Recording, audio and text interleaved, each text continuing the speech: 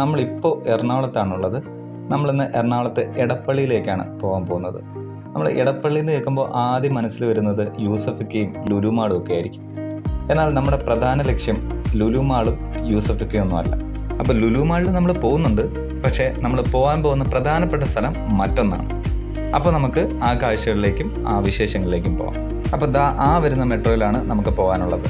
അപ്പോൾ നമുക്ക് മെട്രോയിൽ കയറി അതിലെ കാഴ്ചകൾ ആസ്വദിച്ച് നമുക്ക് പോകാം.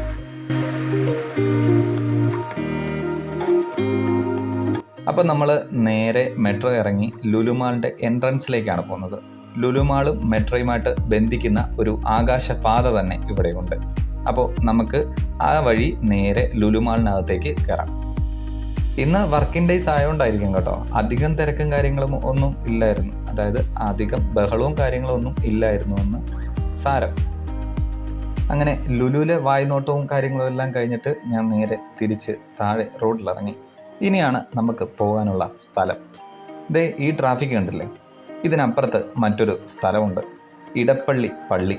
എടപ്പള്ളിയിൽ വരുന്നവരാരും ഈ പുണ്യാളിനെ കാണാതെ പോവാറില്ല. അപ്പോൾ നമുക്കും ഇന്ന് കാണാനുള്ളത് ഈ പുണ്യാളിനെ തന്നെയാണ്. അപ്പോൾ നമുക്ക് ഇവിടുന്ന് ക്രോസ് ചെയ്ത് അപ്പുറത്തേക്ക് പോകാം.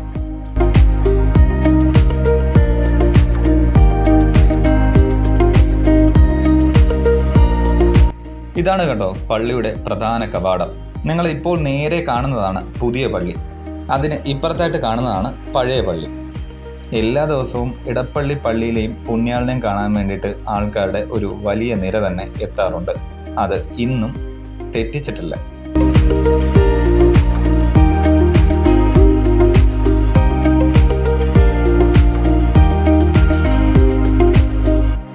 കേരളത്തിലെ പ്രശസ്തമായ ക്രൈസ്തവ ദേവാലയങ്ങളിലൊന്നാണ് എറണാകുളം ജില്ലയിലെ ഇടപ്പള്ളി പള്ളി. ഈ പേര് വരാൻ മറ്റൊരു കാരണം കൂടിയുണ്ട്. പറവൂർ കോട്ടക്കടവ് പള്ളിക്കും ഉദയംപേരൂർ പള്ളിക്കും ഇടയിലുള്ള പള്ളി എന്നതിനാലാണ് ഇടപ്പള്ളി പള്ളി എന്ന് പേര് വന്നതെന്നാണ് ഇവിടെയുള്ളവർ വിശ്വസിക്കുന്നത്. 14 നൂറ്റാണ്ടോളം പാരമ്പര്യമുള്ള ഒരു തീർത്ഥാടന കേന്ദ്രമാണ് ഇവിടെ. വിശുദ്ധ ഗീവർഗീസിന്റെ നാമധേയത്തിലുള്ള കേരളത്തിലെ പൗരാണികമായ ഒരു ദേവാലയമാണ് ഇത്. വിശുദ്ധ ഗീവർഗീസ് സഹത രക്തസാക്ഷിത്വം വരിച്ചതിനെ തുടർന്ന് വളരെ വർഷങ്ങൾക്ക് ശേഷമാണ് ഇടപ്പള്ളി പള്ളി സ്ഥാപിച്ചത്. ഇന്നത്തെ നമ്മുടെ രീതിക്ക് വിപരീതമായി കിഴക്കോട്ട് തിരിഞ്ഞുകൊണ്ടാണ് ഇവിടെ കുർബാന അർപ്പിക്കുന്ന രീതിയിലാണ് ഇവിടുത്തെ മദ്ബഹയും പണി കഴിപ്പിച്ചിട്ടുള്ളത്.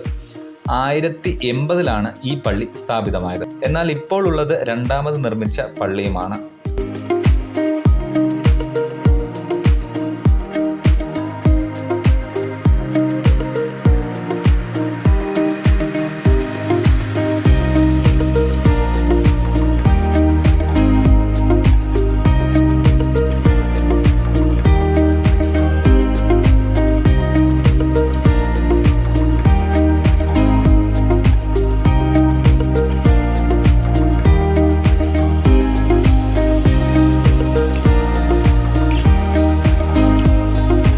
നമ്മളിപ്പോൾ ഉള്ളത് പഴയ പള്ളിയുടെ അകത്താണ്. ഇവിടെ നിശബ്ദം മാത്രം.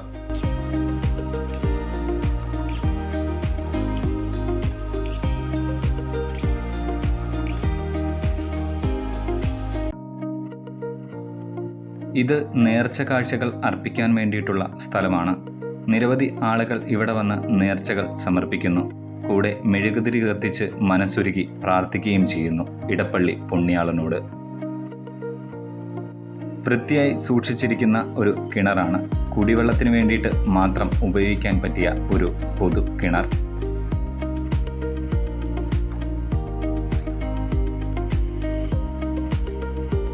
ഇനി നമ്മൾ പോകാൻ പോകുന്നത് പുതിയ പള്ളിയിലേക്കാണ്. ഇതുവഴി നടന്നു വേണം പുതിയ പള്ളിയുടെ മുകളിലേക്ക് എത്താൻ വേണ്ടിയിട്ട്.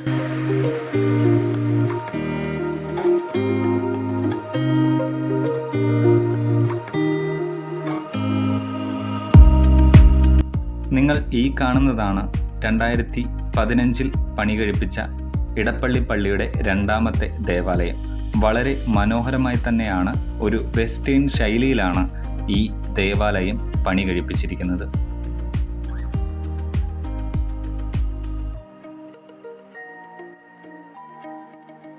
$85,000 ചതുരശ്ര അടി വിസ്തീർണമുള്ള ഈ പള്ളിയുടെ അകത്ത് ഒരേ സമയം 5,000 പേർക്ക് ആരാധനയിൽ പങ്കെടുക്കാനാകും. ഏകദേശം 15 വർഷത്തോളം എടുത്താണ് ഈ പള്ളിയുടെ പണി മുഴുവനായും പൂർത്തീകരിക്കാൻ സാധിച്ചത്. 2000-ലാണ് ഈ പണി ആരംഭിക്കുന്നത്. 2015-ലാണ് ഈ പള്ളിയുടെ പണി മുഴുവനായി പൂർത്തീകരിക്കുന്നത്. ഏകദേശം 50 കോടിയോളം രൂപ ചെലവിട്ടാണ് ഇതിൻ്റെ നിർമ്മാണ പ്രവർത്തനങ്ങൾ മുഴുവനായി നടത്തിയത്.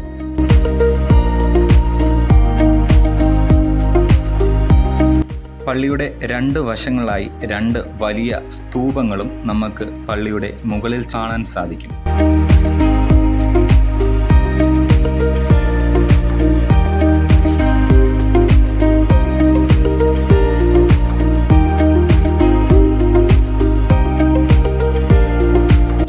പള്ളി പൂർണ്ണമായും വൃത്താകൃതിയിലാണ് നിർമ്മിച്ചിട്ടുള്ളത്.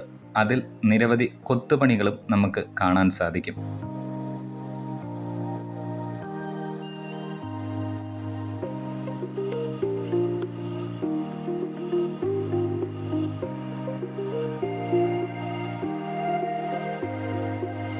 പൂർണ്ണമായും ഒരു വെസ്റ്റേൺ ശൈലിയാണ് ഇവിടുത്തെ പല നിർമ്മാണ പ്രവർത്തനങ്ങളും നടത്തിയിട്ടുള്ളത്. ഇപ്പോൾ കാണുന്നത് പള്ളിയുടെ ഉൾഭാഗമാണ്. ഇറ്റലിയിൽ നിന്നും ഇറക്കുമതി ചെയ്ത സ്വർണത്തിൻ്റെയും വെള്ളിയുടെയും ഫോയിലുകൾ കൊണ്ടാണ് ഇതിലെ പ്രധാന നിർമ്മാണ പ്രവർത്തനങ്ങൾ എല്ലാം തന്നെ പൂർത്തീകരിച്ചിരിക്കുന്നത്.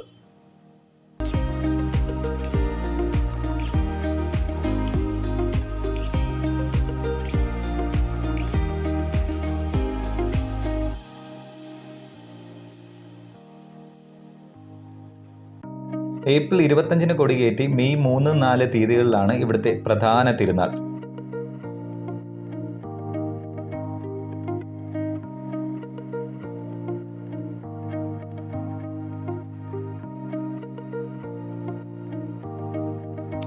അപ്പോൾ ഇതൊക്കെയാണ് ഇടപ്പള്ളിയുടെയും ഇടപ്പള്ളി പുണ്യാളൻ്റെയും വിശേഷങ്ങൾ. നമുക്ക് മറ്റൊരു വീഡിയോയിൽ ഇനിയും കാണാം.